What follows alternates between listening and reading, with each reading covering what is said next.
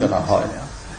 শুরুতেই সেনাপ্রধান বিরাজমান সার্বিক পরিস্থিতি ও রাজনৈতিক দলগুলোর সাথে তার আলোচনা সম্পর্কে আমাকে অবহিত করেন। রাজনৈতিক নেতৃবৃন্দ এ সময় তাদের বক্তব্য তুলে ধরেন।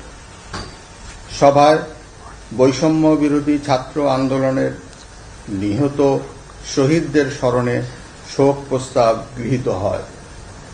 এছাড়া জরুরি ভিত্তিতে একটি অন্তর্বর্তীকালীন সরকার গঠনের সিদ্ধান্ত নেওয়া হয়। সকল দল ও অংশীজনদের সাথে আলোচনা করে গঠিত অন্তর্বর্তীকালীন সরকার যত দ্রুত সম্ভব নির্বাচনের ব্যবস্থা করবে। বৈষম্য বিরোধী ছাত্র আন্দোলন ও বিভিন্ন মিথ্যা মামলায় আটকসহ সকল বন্দীদের মুক্তি দেওয়া হবে। বৈষম্য বিরোধী ছাত্র আন্দোলনের নিহতদের পরিবারদের ক্ষতিপূরণ প্রদান ও আহতদের সুচিকিৎসার প্রয়োজনীয় সকল সহায়তা দেওয়া হবে।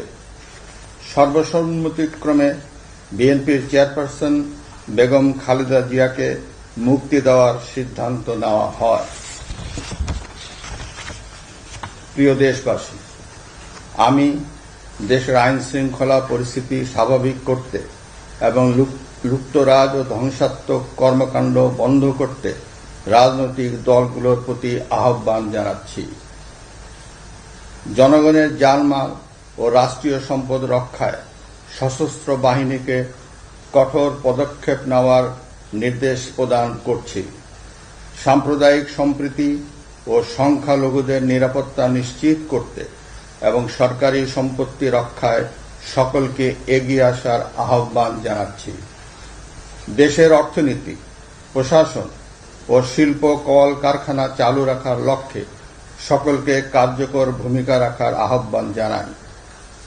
ছাত্র নেতৃবৃন্দ ও শিক্ষকদের সাথে আলোচনা সাপেক্ষে অতি শীঘ্রই শিক্ষা প্রতিষ্ঠানগুলি খুলে দেওয়া হবে।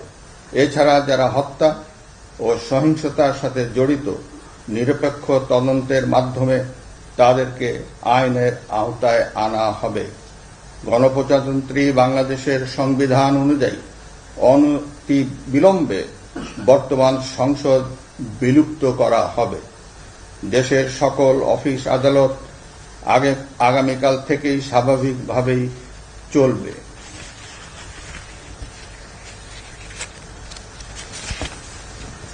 প্রিয় দেশবাসী, আসুন আমরা দেশকে বাঁচাতে একযোগে কাজ করি।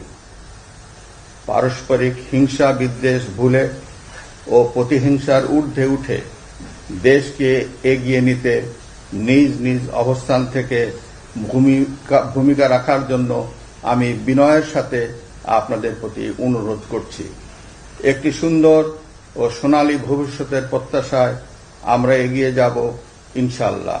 মহান আল্লাহ আমাদের সহায় হন। খোদা হাফেজ। বাংলাদেশ চিরজীবী হোক।